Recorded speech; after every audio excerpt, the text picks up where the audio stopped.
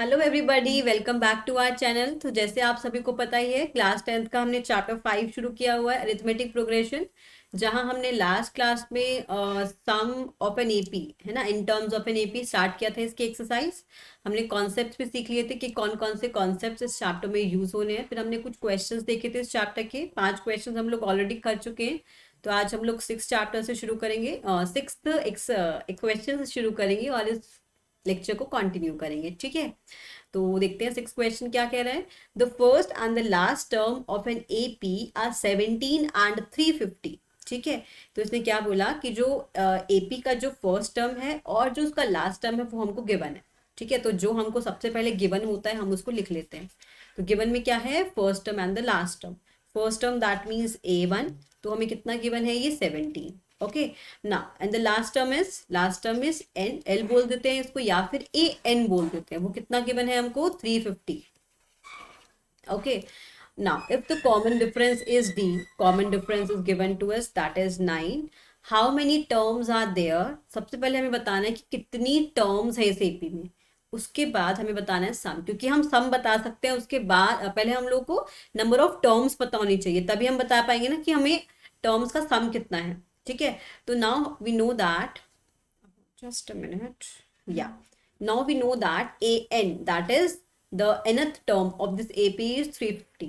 तो हमें पता है कि जो nth टर्म का फॉर्मूला है जो हमने इस टॉपिक से पहले देखा था, that is the general term. वो क्या था, A1 plus n-1 into d is equals to 350। अब हमें यहाँ एक चीज पता है कि हमें सारी वैल्यूज ऑलरेडी पता है। A1 भी पता है, दैट इज 17, n हमको नहीं पता, और d की वैल्यू हमें 9 दी हुई है ऑलरेडी, तो दिस विल बी 350।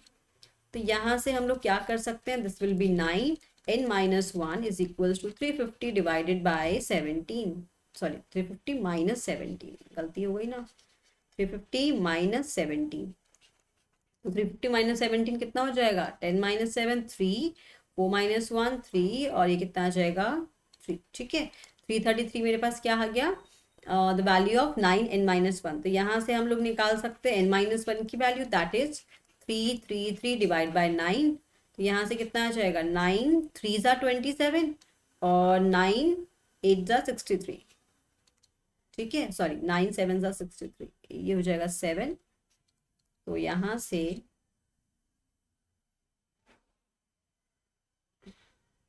9 7 ज़ा 63 होता है ना, हाँ ठीक है। तो n की वैल्यू कितनी आ जाएगी, एक सेकेंड, n की वैल्यू कितनी आ जाएगी, 37 plus 1 that is equals to 38। तो this is the value of n। तो हमें क्या चाहिए, व्हाट इज द सम। ठीक है, अब हमने क्या किया, सबसे पहले तो नंबर ऑफ टर्म्स निकाल ली कि हमारे पास टोटल 38 था, 38 टर्म्स आ गई। ठीक है, तो इसका मतलब now we want to calculate the sum of the 38 terms. So हमने यहाँ पे दो फॉर्मूलाज पढ़े थे, कौन कौन से, पहला था n/2 2a plus n-1 into D, ये फर्स्ट वन था, और दूसरा था n/2 2a प्लस n। तो ज़्यादा बेटर रहेगा क्योंकि हमें यहाँ पे ऑलरेडी लास्ट टर्म दी हुई है ना, तो ये डायरेक्टली अप्लाई कर दो। ठीक है, वैसे तो दोनों सेम ही है कि जब तुम एल की वैल्यू डालते हो तुम्हें यही मिलता है डायरेक्ट। ठीक है, तो सॉल्व करके वही आएगा, तो इससे अच्छा directly we can use the second one. तो this will be now n/2, n कितना है 38, 38/2, a is 17 plus l is 350। तो दिस विल बी 38/2, तो यहाँ इसको लिख दो direct 19 into this will be 7 5 plus 1 6 and 3, तो 367 into 19, that will be the value of the sum of 38 terms. तो इसकी वैल्यू लिख सकते हो आप लोग मल्टीप्लाई करके, तो ये हमारा क्या आ जाएगा, आंसर आ जाएगा। ठीक है, तो जब भी हमें सम निकालना हो ना, तो जस्ट मेक श्योर कि हमारे पास नंबर ऑफ टर्म्स कितनी है वो भी हमें पता हो। ठीक है, तो चलिए ये क्वेश्चन हो गया खत्म। Now next question is find the sum, find the sum of the first 22 terms of an AP in which. अब देखो यहाँ पे इसने क्या बोल दिया, सम फाइंड करो तुम 22 टर्म्स का। ठीक है, in which the common difference is 7, 22nd term, इसको हम लिख देते हैं ए 22 इज 149। ठीक है, तो अब देखो हमें निकालना है 22 टर्म्स का सम। सम के लिए हमें क्या क्या चाहिए, n/2। ठीक है, a प्लस या 2a plus n minus one into D, सब कुछ है हमारे पास क्या? नहीं है हमारे पास। फर्स्ट टर्म अभी मिसिंग है, हमें फर्स्ट टर्म नहीं पता। तो वो जो फर्स्ट टर्म हमको कैलकुलेट करनी है वो हम इसकी हेल्प से कैलकुलेट करेंगे। ठीक है, तो A22 is a plus 22 minus 1 into d is equals to 149. So this implies this is a plus 21 into d is equals to 149. तो यहाँ से a की वैल्यू कितनी आ जाएगी? 149 माइनस 7 वन ज़ा 7, 7 टू ज़ा 14। तो यहाँ से the value of a will be equals to 2। So that means जो हमारे पास इस AP है इसका जो फर्स्ट टर्म है वो 2 है। अब अगर फर्स्ट टर्म 2 है तो यहाँ से हम लोग क्या कर सकते हैं? 22 टर्म्स का सम निकाल सकते हैं इजीली, है ना। तो ये कितना आ जाएगा? Sorry this will B, cursor कहाँ मिस हो रहा है? हाँ, तो ये कितना आ जाएगा? n/2 a प्लस l, या फिर इसको हम क्या लिख सकते हैं? n क्या है हमारे पास? 22/2, a लिख दो यहाँ पे 2, और लास्ट टर्म ही तो बोल सकते हैं क्योंकि हमें फर्स्ट 22 टर्म्स का यही काम करते हैं। 2a plus n minus one into, हाँ, तो 2 into a plus n minus one into D, ये डायरेक्टली अप्लाई कर दो। ठीक है, यहाँ से तुम्हारा सीधा आंसर आ जाएगा 4 प्लस 7, 7 टू ज़ा 14, this 11 into 7 plus 4 that is 11, 5, 1। ठीक है, तो ये हमारे पास वैल्यू आ जाएगी sum of 22 terms of this AP। ठीक है, तो यहाँ से you can calculate this value, the sum of the 22 terms. ठीक है, तो अगर कोई भी एक टर्म मिसिंग है ना तो वो क्या करेंगे? कोई भी अगर एक पैरामीटर मिसिंग है तो वो क्या करेंगे? साथ में इंफॉर्मेशन देंगे कि हमें कोई एक पर्टिकुलर टर्म ये दे रखी है, तो उसकी हेल्प से या तो डी कैलकुलेट करने को दे देगा, या फिर हमें ए कैलकुलेट करना पड़ सकता है, या फिर एन कैलकुलेट करना पड़ सकता है। तो कोई एक चीज यहाँ पे मिसिंग होगी जिसकी हेल्प से तुम फर्दर सम ऑफ टर्म्स निकाल सकते हो। ठीक है, now next question is, let me change my cursor first because ये मुझे या ठीक है। हाँ, तो अब नेक्स्ट क्वेश्चन क्या है? Find the sum of first 51 terms of an AP। ठीक है, हमें क्या करना है? सम निकालना है 51 टर्म्स का। जो जो हमें बोला जा रहा है ना वो हम लोग लिख लेंगे। ठीक है, who second and the third term, जिसका जो सेकेंड टर्म है वो कितना है? 14, एंड जो थर्ड टर्म है दैट इज 18। ठीक है, अब देखो यहाँ पे अगर हमें 51 टर्म्स का, देखो सिंपल सी बात है, अगर हमें 51 टर्म्स का सम चाहिए, दिस विल बी 51/2, 2 इंटू ए कितना है हमें नहीं पता, प्लस n कितना है? 51, तो n माइनस वन यानी 50 इंटू डी। क्या हमें a पता है? नहीं पता। क्या हमें d पता है? नहीं पता। तो दैट मीन्स अगर हमें सम चाहिए तो first we need to calculate a and d, दो पैरामीटर्स हमको कैलकुलेट करने हैं। तो इसलिए इसी तरीके से दो इक्वेशंस निकालने के लिए, दो पैरामीटर्स निकालने के लिए ये दो चीजें दे दी हमको। ठीक है, पिछले वाले क्वेश्चन में क्या था? अगर हमें सम निकालना है तो एक पैरामीटर मिसिंग था, तो हमने एक पैरामीटर के लिए हमें एक ही कंडीशन दे देता था वो साथ में। तो अब यहाँ पे दो पैरामीटर्स मिसिंग है तो यहाँ पे दो इक्वेशंस दे दी। तो A2 को मैं क्या लिख सकती हूँ? a plus d is equals to 14, और A3 को I can write a plus 2d is equals to 18। अब क्या कर सकते हैं? By using the elimination method हम इसको सॉल्व कर सकते हैं। तो a plus d is equals to 14 and a plus 2d is equals to 18, क्योंकि हमने पढ़ा हुआ है ना, जो हमने फर्स्ट टर्म में चैप्टर पढ़ा था एलिमिनेशन मेथड। तो इक्वेशन सॉल्व करने का कैसे सॉल्व करेंगे? Pair of linear equation in two variable by using the elimination, और we can use the substitution method. ठीक है, तो ये कितना आ जाएगा? पहले हमने इसको एलिमिनेट कर दिया a को, तो ये कितना आ जाएगा? Minus d is equals to -4, तो value of d will be +4।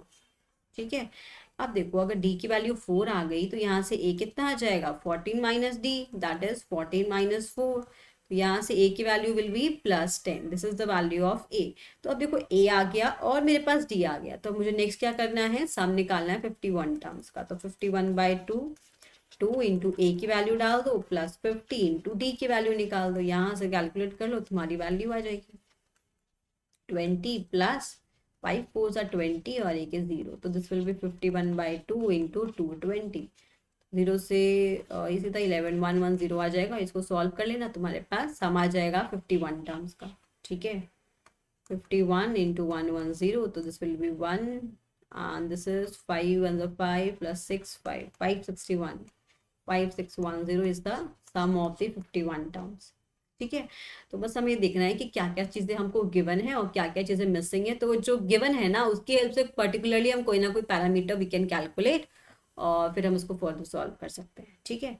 अब देखो नेक्स्ट क्वेश्चन क्या है, if the sum of the first 7 terms of an AP. अब देखो क्या बोला, ध्यान से पढ़ना क्वेश्चन को। 7th टर्म नहीं दी इसने, इसने बोला है कि जो 7 टर्म्स है ना शुरू की, उनका सम है 49।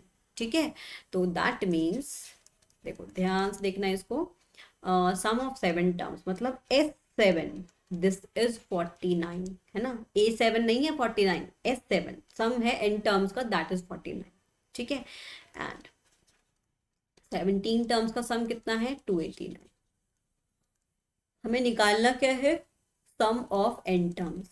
अब देखो अगर तुमने फॉर्मूला तुम्हें याद है तो n टर्म्स का सम क्या होता है, n/2 2a plus n-1 into D. n terms का चाहिए, कोई दिक्कत नहीं है, n को n ही रखेंगे, लेकिन a और d तो हमें पता होना चाहिए ना। तो अब यहाँ पे हमें क्या करना है, first we need to calculate the value of a and the common difference d। ठीक है। तो S7 क्या हो जाएगा, देखो 7/2 2 into a plus n-1 into d, that means 60 is equals to 49। ठीक है। और this will be again 17/2 2 into a plus 16d is equals to 289। इसको कैंसिल आउट कर सकते हैं, 7 7 ज़ा 49 एंड ये 17 17 ज़ा 289 होता है। तो this will be 2a plus 6d is equals to 7 into 2, और ये क्या जाएगा 2a plus 16d is equals to 17 into 2। ठीक है। तो यहाँ से दोनों साइड क्या करना है, एक और 2 को कॉमन लेके कैंसिल आउट कर दो, तो this will be a plus 3d is equals to 7, a plus 8d equals to 17। अब यहाँ से देखो फिर से इसमें एलिमिनेशन लगा के सॉल्व कर सकते हो। तो a plus 3d is equals to 7 and a plus 8d is equals to 17। तो you can easily solve this, I guess. यहाँ पे मुझे ज़्यादा सॉल्व करने की जरूरत नहीं है। यहाँ से तुम्हारे पास d की वैल्यू आ जाएगी 2 और d आ जाएगा, तो इसको सब्स्टिट्यूट कर दो किसी एक इक्वेशन में, तुम्हारे पास a की वैल्यू आ जाएगी, that is 7 minus 3d, that is 7 minus 6, that means a की वैल्यू आ गई 1। अब तो बहुत ही सिंपल है, a की वैल्यू है और d की वैल्यू आ गई, तो this will be n/2 2 into a plus, n को n ही रखना है क्योंकि तुम्हें n टर्म्स का ही सम चाहिए ना, तो you don't have to change this. ठीक है। This will remain as it is, n का n इंटू d is 2, तो this will be n/2 2 plus 2n minus 2, 2 से 2 कैंसिल, देखो बहुत ही सिंप्लीफाई हो गया ये आंसर, n/2 इंटू 2n, 2 से 2 गया n स्क्वायर। ठीक है। तो this is the sum of the n terms. अच्छा देखो यहाँ पे ना देखो ये भी चीज़ ऑब्जर्व कर सकते हो कि 7 टर्म्स का जो सम है 49 है, दैट इज 7 का स्क्वायर। 17 का टर्म्स का सम जो है वो 17 का स्क्वायर है, तो n टर्म्स का टर्म जो है n का स्क्वायर आ गया। ठीक है। तो ये चीज़ें क्या प्रैक्टिस कर करके आती है, तो यहाँ पे हम लोग इसको डायरेक्ट भी ऑब्जर्व कर सकते हैं, बट हमें तो ये पूरा सॉल्व भी करना था, सब्जेक्टिव क्वेश्चन आएगा तो। ठीक है। नाउ नेक्स्ट क्वेश्चन इज, अच्छा ऑब्जेक्टिव है ना इस बार तो, अच्छा टर्म 2 का है तो सब्जेक्टिव पेपर आएगा तुम्हारा, है ना। Now next question is, show that a1 a2 to an form an AP where an is defined below. क्या कह रहा है, हमें शो करना है कि जो ये n टर्म्स है ना इसकी AP की, वो AP बनाएंगी। तो ये सीक्वेंस है, ये AP बनाएगी। सबसे पहले हमें ये प्रूव करना है, देन हमें सम करना है, फाइंड 15 टर्म्स का इन ईच केस। ठीक है। तो देखो फर्स्ट क्वेश्चन हमें, मैं एक पार्ट सॉल्व कर देती हूँ, second part you can solve it. ठीक है। तो an क्या है 3 प्लस 4n, तो सबसे पहले a1 निकाल लो। a1 कितना आ जाएगा 3 plus 4 into 1, that is 3 plus 4, that is 7। फिर a2 निकाल लो, a2 कितना आ जाएगा 3 प्लस 4 इंटू 2 यानी 4 2 ज़ा 8 9 10 11, तो a2 आ जाएगा। a3 कितना आ जाएगा 3 प्लस 4 इंटू 3, 4 3 ज़ा 12 एंड प्लस 3 इज 15। देखो 7 प्लस 11 प्लस 4 11 प्लस 4 15, तो इसका मतलब जो कॉमन डिफरेंस है वो कितना आ रहा है 4। तो इसका मतलब AP तो बन रहा है ना, क्योंकि 4 टर्म्स का सम आ रहा है, प्लस 4 किया तो 11 आ गया, प्लस 4 किया तो 15 आ गया, फिर से प्लस 4 करेंगे तो 19 नेक्स्ट टर्म आ जाएगी। तो इस टाइप से मेरी ये AP तो बन रही है। ठीक है। ये चीज़ तो प्रूव हो गई कि ये AP है। अब मुझे क्या करना है, मुझे सम निकालना है इसका 15 टर्म्स का। कितना निकालना है 15 टर्म्स का, तो 15 टर्म्स का सम तो सीधा निकाल सकते हो, दैट इज 15/2 2 इंटू ए कितना है पहला टर्म यानी 7 plus 15 minus 1 that is 14 into D कितना आया 4 आ जाएगा। दिस विल बी 15/2, 7 2 ज़ा 14, 14 4 ज़ा ये 56 आ गया, तो it will B 15/2 into 6 and 4 10, 5 6 7, तो ये 35 और 15 को मल्टीप्लाई कर देना, तो 15 टर्म्स का तुम्हारा आ जाएगा ये सम। ठीक है, तो यहाँ पे तुम लोग क्या, तुम्हें बेसिकली निकालना क्या है, पहले एपी को चेक करना है, फिर 15 टर्म्स का सम निकालना है। इसमें कुछ भी नहीं था, बहुत ही आसान सा क्वेश्चन था। Now next question is, if the sum of the first n terms of an AP is 4n minus n square, what is the first term. तो देखो अब इस क्वेश्चन को ध्यान से देखना, थोड़ा सा अलग ही बट आसान है। फर्स्ट n टर्म्स का सम हमको दे दिया, यानी Sn हमको दे दिया 4n minus n स्क्वायर। ठीक है, देखो बेसिकली सपोज करो ये 1 2 3 4 5 ऐसे टर्म से रखिए, इन सभी को ऐड करके जो वैल्यू आई ना, वो बेसिकली इन्होंने दे दिया इतना, है ना। हमें चाहिए पहला टर्म, तो सिंपल है ना, S1 निकालेंगे, मतलब sum of the first term, तो वो तो हमेशा A1 ही होगा ना। सम ऑफ द पहला term, sum of the first term का सम विल बी A1, है ना। तो S1 will be equals to A1, तो 4 minus 1 square that is 4 minus 1 that is 3। तो इसका मतलब जो हमारा फर्स्ट टर्म आया वो हमारे पास कितना आया, 3। This is my first term. ठीक है, तो हमें फर्स्ट टर्म निकालना था, वो हमें निकाल लिया। Now next thing is, what is the sum of the first two terms, sum of the first two terms, that means ये हमारा हो जाएगा S2। ठीक है, S2 is sum of these two terms. ठीक है, अब हम निकालेंगे sum of two terms, that is 4 into 2 minus 2 square, that is 8 minus 4 that is 4। ये हो गया सम ऑफ टू टर्म्स। देखो फर्क है, सम पूछ रहा है दो टर्म्स का और सेकंड टर्म पूछ रहा है ना। अब देखो कि दो टर्म्स के सम में से अगर मैंने पहली टर्म को माइनस कर दिया, तो क्या मेरे पास दूसरी टर्म आ जाएगी, बिल्कुल आ जाएगी।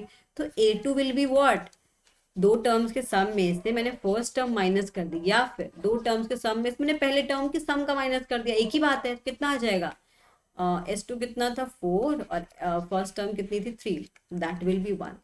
तो हमारे पास जो A2 आया वो कितना आ जाएगा, दैट विल बी 1। आसान था। ठीक है, similarly find the third term, the 10th term and the nth term. तो सिमिलरली आप ऐसे कैलकुलेट कर सकते हो थर्ड टर्म, कैसे, S3 निकालोगे, फिर S3 में से S2 माइनस कर दोगे तो वो थर्ड टर्म आ जाएगी। तो S3 not A3 will be S3 minus S2, है ना। तो इसी तरीके से जो AN होगा that will B SN minus SN minus 1। तो सिंपली यहाँ पे क्या करना है, AN की जगह जब SN माइनस 1 निकालोगे तो N की जगह N माइनस 1 डाल दोगे, तो क्या जाएगा, sum of the N minus 1 terms. तो this is 4n minus n square minus this will be 4n minus 1 minus n minus 1 का होल स्क्वायर। ठीक है, तो ये मेरे पास क्या आ जाएगा, nth टर्म का फॉर्मूला आ जाएगा। यहाँ से इसको सॉल्व कर लेना फॉर्मूला लगा के, तो ये सॉल्व हो जाएगा। ठीक है, तो इस तरीके से आप कोई भी टर्म निकाल सकते हो by using the sum formula as well. ठीक है, now next question is, find the sum of the first 40 positive integers divisible by 6। Sum निकालना है फर्स्ट 40 पॉजिटिव इंटीजर्स जो कि 6 से डिवाइड होते हैं। पहला तो खुद 6 ही हो जाएगा, फिर 12 हो जाएगा, फिर 18 हो जाएगा, फिर 24 हो जाएगा। ऐसे चलते चलते ऐसे 40 इंटीजर्स लिख रहे हैं, सारे थोड़ी ना लिखने बैठेंगे, है ना। तो हमें क्या चाहिए, 40 टर्म्स का सम चाहिए सिंपली। ठीक है, sum of the first 40 positive integers divisible by 6। तो हमें दिखाई दे रहा है कि जो A1 है वो 6 है, कॉमन डिफरेंस भी 6 है। तो हमें क्या चाहिए, सम चाहिए 40 टर्म्स का, सब कुछ अवेलेबल है हमारे पास, नंबर ऑफ टर्म्स भी हमको पता है, हमें नंबर ऑफ कॉमन डिफरेंस भी पता है, हमको फर्स्ट टर्म भी पता है।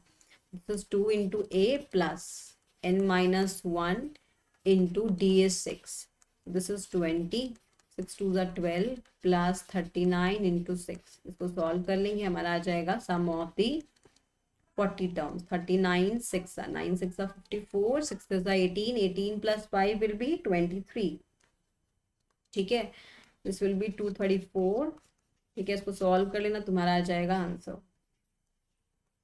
तो ये जो आ जाएगा वो हमारे पास आ जाएगा सम ऑफ दी 40 टर्म्स। ठीक है, now next is contract on construction job specifies the penalty for delay of completion beyond the certain date as follow। ठीक है, कोई कॉन्ट्रैक्ट बनना है जिसमें कुछ कंस्ट्रक्शन वर्क है, मतलब जो पेनल्टी है ना, अगर उसने काम को डिले किया तो वो क्या कह रहा है, इससे पेनल्टी उसने एक सर्टेन पैटर्न फॉलो कर रही है। देखो अगर फर्स्ट डे, अगर फॉर दी फर्स्ट डे जो पेनल्टी है वो ₹200 है, ठीक है। सेकेंड डे के लिए बढ़ के कितनी हो गई, वो 250 हो गई। थर्ड डे के लिए पेनल्टी 300 हो गई। इस तरीके से वो बढ़ती जा रही है, ठीक है। दैट मीन्स जो हर दिन पेनल्टी है वो 50 रुपये ज्यादा हो रही है प्रीवियस डे से, ठीक है। तो क्वेश्चन में कह रहा है how much money the contractor has to pay as a penalty, ठीक है, if he has delayed the work by 30 days. देखो पहले दिन डिले हुआ 200 रुपये पे किए, दूसरे दिन डिले हुआ 250 पे किए, तीसरे दिन डिले हुआ 300 पे किए, 300 पे पहुंचेगा 350, 400, 450, 500, ऐसे करते करते करते सपोज करो जो 30th डे पे हो गया, ठीक है, 5वें डे से 30th डे पे हो गया, तो उसको कितनी पेनल्टी पे करनी पड़ेगी। तो एक तो तरीका है कि आप ऐसे करते करते कैलकुलेट करते जाओ, 30 दिन कब आएंगे वो 30th डे पे निकाल लो सीधा। बट हमने तो सम का फॉर्मूला पढ़ा है ना, AP पढ़ा है हमने, तो हम उसको यूज क्यों नहीं करेंगे, उसको यूज करेंगे हम लोग, क्यों हमें इतनी मेहनत करनी है, ठीक है। तो 200 था फर्स्ट डे में, 250 था सेकेंड डे में, 300 था थर्ड डे में, तो ऐसे करते करते 30th डे तक जाएगा। First term is 200, common difference is 50, ठीक है। सम निकालना है हमें 30 डे का, है ना। 30th डे पे जाएंगे तो पेनल्टी मतलब जो लास्ट में जो अमाउंट आएगा ना वो कितना आएगा, ठीक है। How much money the contractor, मतलब स्टार्टिंग से लेके अभी तक कितना टोटल उसको पे करना पड़ेगा एज अ पेनल्टी, है ना। एक तो तरीका यहाँ तक पहुंच के फिर सबका सम करो, वो तो बहुत बड़ा प्रोसीजर हो जाएगा, हमें इतनी मेहनत नहीं करनी। हमें पता है कि हमारे पास सम का फॉर्मूला है जिससे हम लोग सीधा 30 दिनों की पेनल्टी डायरेक्ट कैलकुलेट कर सकते हैं। This is 30/2, 2 into a plus n-1 into D, D is 50, ठीक है। तो यहाँ से मेरे पास क्या आ जाएगा, सीधा आ जाएगा जितनी उसने पेनल्टी को पे करना है, ठीक है। 9 5 45, 5 10 और ये 40, ठीक है। तो इसका सम निकाल लेना सीधा, 05448 1, ठीक है। This will be the penalty जो कि उस कॉन्ट्रैक्टर को पे करनी पड़ेगी अगर उसने अपने काम को 30 दिन तक डिले किया तो, ठीक है। Now next is sum of the ₹700 is to be used to give us 7 cash prizes to ठीक है। तो उसने क्या बोला कि कोई एक एकेडमिक परफॉर्मेंस हो रही है स्कूल में, तो वहां पे कुछ प्राइजेस को डिस्ट्रीब्यूट करना है। तो ऐसे 7 प्राइजेस है, 1 2 3 4 5 6 7, ठीक है। ऐसे 7 प्राइजेस हैं। फर्स्ट प्राइज है, सेकेंड प्राइज है, थर्ड प्राइज से करते करते 7th प्राइज तक आ गया, ठीक है। अब देखो क्या कह रहा है, each prize is ₹20 less than its preceding price. मतलब अगर ये सपोज करो ये 100 रुपये का प्राइस है तो ये हो जाएगा 80 का, है ना। 20 रुपीज कम हो रहे हैं हर प्राइस में। तो हमें मतलब ये एग्जैक्ट नहीं है, हमने एज्यूम कर लिया अगर इतने का होता तो ये 20 रुपये कम हो जाता, ठीक है। तो सपोज करो कि जो फर्स्ट प्राइस है वो अमाउंट है p रुपीज, हमें नहीं पता कितना है, हमने p मान लिया। फिर अगला कितना हो जाएगा, p-20, अगला कितना हो जाएगा, p-40, अगला कितना होगा, p-60, है ना। फिर p-80, p-100 एंड p-120, इस तरीके से अमाउंट कम होता जाएगा, है ना। तो हमें p की वैल्यू बतानी है हर केस में, कितना जो है p की वैल्यू होगी।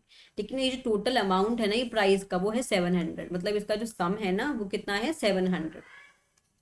तो अब देखो इन सबका सम, ये मैंने पूरे 7 प्राइजेस लिख लिए, इन सबका सम कितना होगा, p plus p plus p कितने होगा, 7p, माइनस ये कितना हो जाएगा 120, 220, 220 और ये 80। एक मिनट काम करते हैं इसको ना थोड़ा सा, देखो 120 में अगर मैं 80 ऐड कर दूं तो ये हो जाएगा 200, और माइनस ये वाला 100 तो -100 कर दो, और ये हो जाएगा 120 और ये हो जाएगा -120। इन सबका सम कितना है 700। तो इसका मतलब 7p will be equals to 700 plus 200, 300, 400, 420, है ना।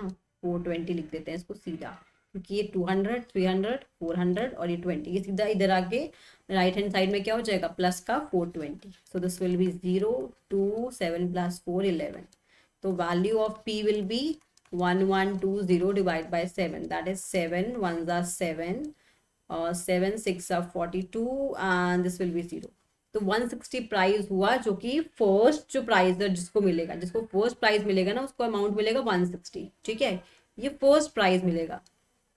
अगला 140 ये second price, then 120 third one, then 100 rupees, then 80 rupees, then 60 rupees, then 40 rupees, 3 3 6 7, हाँ तो इतने इतने प्राइस मिलेंगे जो कि हर स्टेज पे जितने जितने भी मिलेंगे ना, जिससे सपोज जो बच्चा फर्स्ट प्राइज लेगा उसको 160 मिलेंगे, सेकंड प्राइज वाले को 140, तो इतना इतना अमाउंट मिलता जाएगा। ठीक है, इस क्वेश्चन में कुछ भी नहीं था, सिंपल हमको प्राइज एलोकेट करना था। प्राइज मनी हमने एज्यूम कर लिया, कुछ भी एज्यूम कर लो, तुम इसको ए एज्यूम कर लो, मैंने पी कर लिया। ठीक है, कुछ भी वैल्यू को एज्यूम करके 20 कम कर दो, सब में तुम्हारी आ जाएगी प्राइस मनी। सबका सम हमें दे रखा है 700। ठीक है, वहां से पी की वैल्यू आ जाएगी।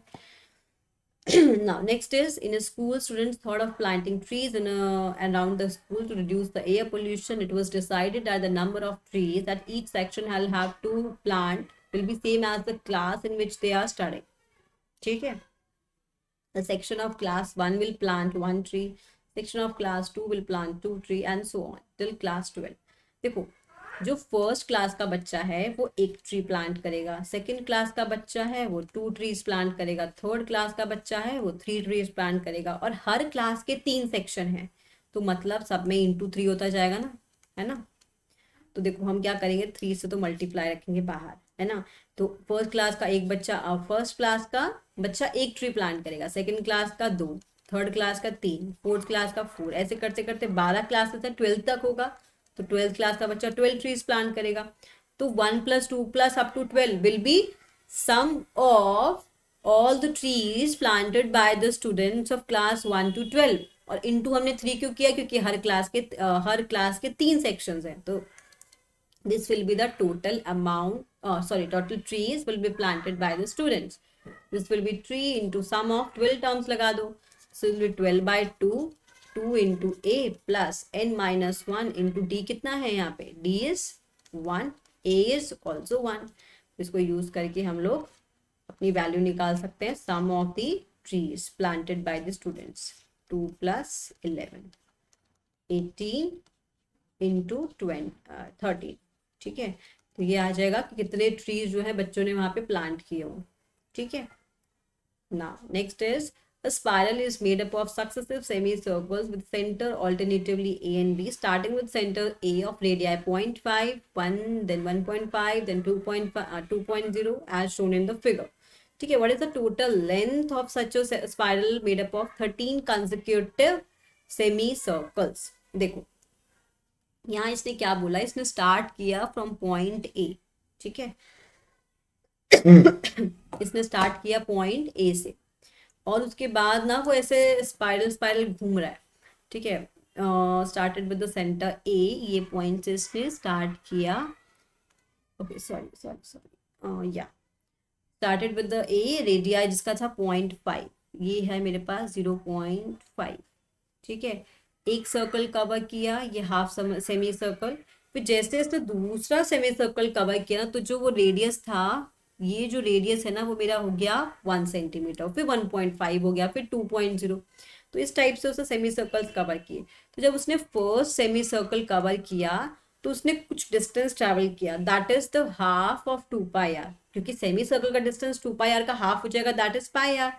तो फर्स्ट सर्कल का जो पेरीमीटर हुआ वो कितना हो जाएगा, pi into r, pi into r कितना है 0.5।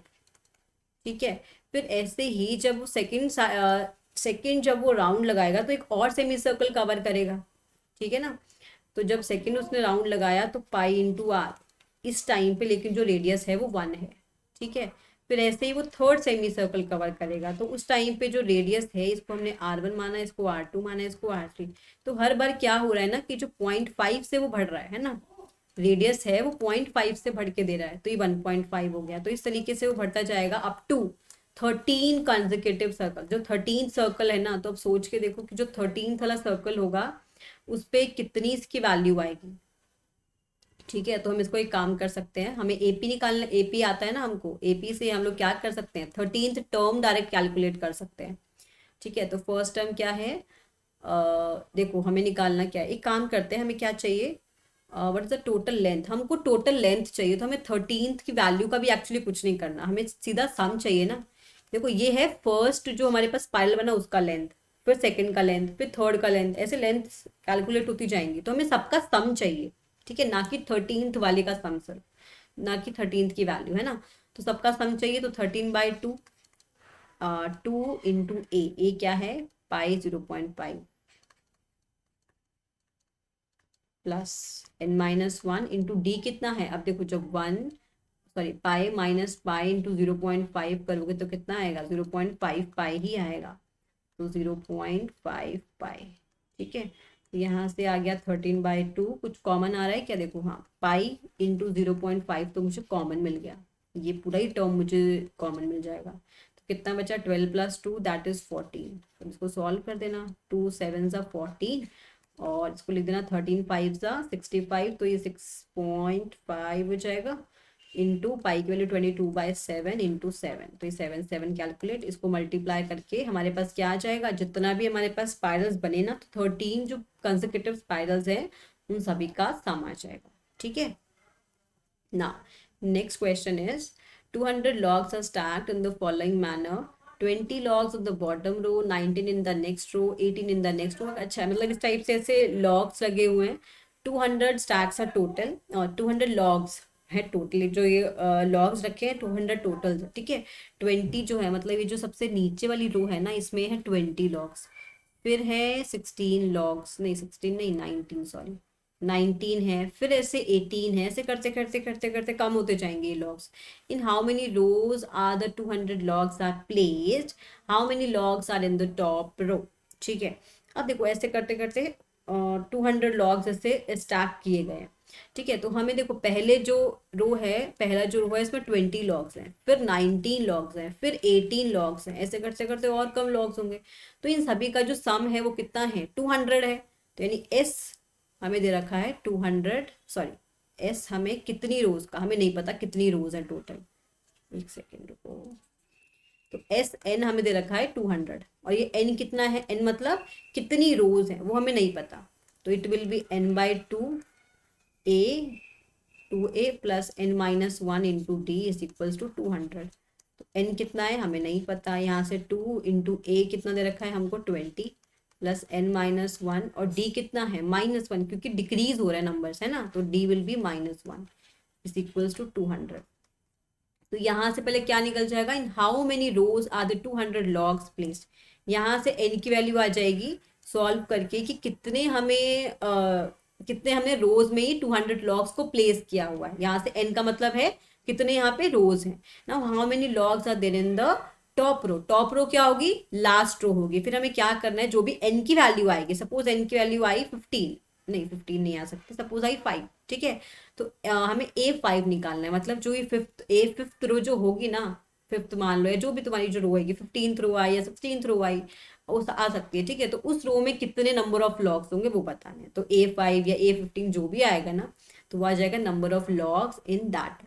ठीक है, तो ये मतलब हमें बेसिक कॉन्सेप्ट हमने देखा कि अब पहले रो में लॉग कितना था, दूसरे में कितना, तो इसको तुम मतलब इसको सोच के देखो, इमेजिन करके देखो सिचुएशन को, कि जब 20 लॉग फर्स्ट में थे, सेकेंड में 19, देन 18, फिर 17 लॉग रखे जाएंगे, फिर 16, फिर 15, 14, 13, तो कहीं जाके मतलब 10 के आसपास, 10 11 12 के बाद कहीं पे जाके 200 लॉग खत्म होंगे, क्योंकि हमें 200 लॉग्स को खत्म करना है ना। तो इस टाइप से ऐसे कुछ बनता जाएगा, फिर फाइनली एक पूरा ऊपर वाला रो आएगा जहाँ पे हमें पता चलेगा कि हाँ वहाँ पे सिर्फ एक ही लॉग बचा है, तब जाके वो ऐसे लॉग्स खत्म, मतलब ऐसा जरूरी नहीं कि वो एक वाला खत्म हो, क्योंकि हो सकता है कि 200 लॉग उससे पहले ही खत्म हो जाए, है ना। तो इस टाइप से हम लोग बता सकते हैं कि 200 लॉग्स कितने रोज में रखे गए हैं। ठीक है, now next question is, I guess this is the final question of this chapter, या तो फाइनल क्वेश्चन हम लोग देखते हैं क्या है, इन अ पोटैटो रेस। उसके बाद हमें वो भी करना है, फिर एक वो बचा है optional exercise, then we are done with this chapter. In a potato race, a bucket is placed at the starting point, which is 5 meter from the first potato, and the other potatoes are placed 3 meter apart. अच्छा ठीक है, मतलब एक जो first potato है वो 5 meter की distance पे, बाकी 3-3 meters की distance पे है। There are 10 potatoes in the line, and the competitor starts from the bucket, pick up the nearest potato, runs back with the drops in the अच्छा मतलब basically करता क्या है, यहाँ से भागना शुरू करता है, फर्स्ट पोटैटो उठाता है, वापस जाता है, सेकेंड उठाता है, फिर वापस जाएगा, फिर थर्ड उठाएगा, फिर वापस जाएगा। देखो जब पहला उठाया मतलब जो 5 मीटर की दूरी पे है, तो 5 मीटर चला। जब दूसरा उठाया मतलब वो 5 + 3, क्योंकि जब दूसरा उठाएगा तो 5 मीटर तो ये चलना पड़ेगा, 3 मीटर और चलना पड़ेगा, तो 8 मीटर चला। ठीक है, फिर जब तीसरा उठाएगा तो 5 + 3 8, और फिर 3 मीटर और, यानी 8 के बाद 3 और यानी 11, फिर उसके बाद 14, इस तरीके से वो चलता जाएगा। ठीक है, और देखो अब ये इसके साथ मैं डबल कर रही हूँ, क्यों? क्योंकि जितना वो उठाने के लिए जाएगा वो वापस भी तो डालेगा ना उसको बकेट में। तो अगर वो इधर इधर की तरफ, मतलब जब इस साइड दौड़ेगा तो उसको वापस रखने के लिए भी तो आना पड़ेगा ना।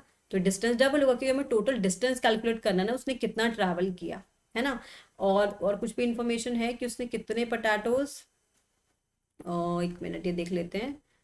A competitor start from the nearest potato, runs back with a drop in the bucket, runs back to the pick up the next potato, runs to the bucket to ठीक है, ये तो ठीक है। इसने ये भी बताया कि कितने हमको, हाँ 10 पटाटोज है ना ये लाइन में। ठीक है, तो मतलब हमें 10 बार वो, मतलब 10 टोटल हैं पटाटोज उसको उठाने और रखने हैं। तो टोटल 10 यहाँ पे बेसिकली टर्म्स होंगी हमारे पास, है ना। ऐसे करते करते 10th टर्म भी होगी यहाँ पे कुछ। तो हमें वो नहीं चाहिए, हमें क्या चाहिए, सबका सम चाहिए। ठीक है, तो सम क्या हो जाएगा, 10 है ना, तो 10/2, 2 × a, यानी 5th term, I am sorry, A first term is 5 plus n-1 into D कितना है 3। तो दिस विल बी 2 से 2 कैंसिल, 10 × 5 2 10 प्लस 9 3 27। तो यहाँ से मेरे पास क्या आ जाएगा, टोटल डिस्टेंस जो कि उसने ट्रैवल किया, टोटल डिस्टेंस उसने जब वो पोटैटो को उठाने में उस वापस ब्रैकेट में डालने में, जो 10 पोटैटो के लिए जो भी इसको भाग दौड़ करनी पड़ी ना, इतना उसने डिस्टेंस जो है ट्रैवल किया टोटल। ठीक है, so here we are done with the 5.3, I guess 5.3 exercise. So next class में हम लोग इसका ऑप्शनल एक्सरसाइज और देखेंगे। ठीक है, उसके बाद ही हमारा चैप्टर खत्म हो जाएगा। ओके, सो मिलते हैं नेक्स्ट क्लास में। Bye bye, thank you.